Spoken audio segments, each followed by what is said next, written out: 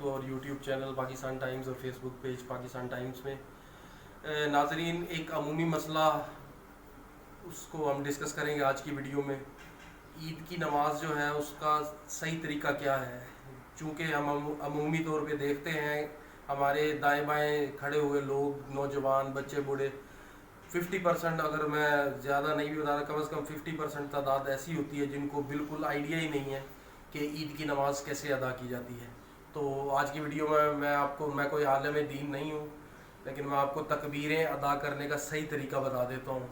बाकी तो तकरीबन नमाज की तरह ही नमाज होती है, वो एक एडिशन होती है कि उसके बाद आपको ईद का खुतबा सुनना पड़ता है। तो अभी कैमरामैन दिखाएंगे कि मैं आपको तरीका दिखा देता हूँ। जी नाजरीन, मैं आपको अभी तरीका कार बताता हूँ कि किस तरह नमाज अदा करनी है, तकबीरें किस तरह सही तरीके से अदा की जा सकती हैं।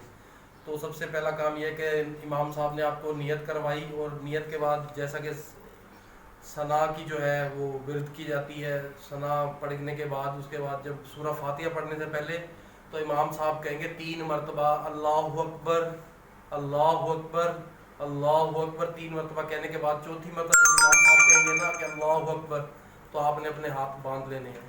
फिर वो आगे सूरह फातिहा की तिलावत करेंगे और इसी तरह पूरी एक रकात पढ़ा के फिर दोबारा जब खड़े होंगे तो दूसरी रकत में 3 तकबीरें कैसे अदा होंगी।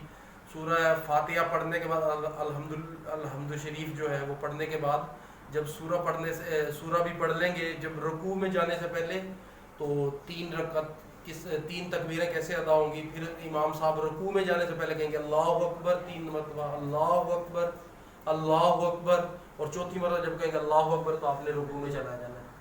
और इसी तरह आगे जो है नमाज जिस तरह हम अदा करते हैं, आप फिर सजदा करें, सजदे के बाद तशहद में बैठ जाएंगे और सलाम फेर देंगे, और इसी तरह जो है। तो ये तरीका कार था जी ईद की नमाज अदा करने का। मेरे ख्याल में आपको अच्छी लगी होगी वीडियो, तो वीडियो को लाइक कीजिएगा, आगे भी शेयर कीजिएगा और चैनल को सब्सक्राइब करना भी मत भूलिएगा। शुक्रिया।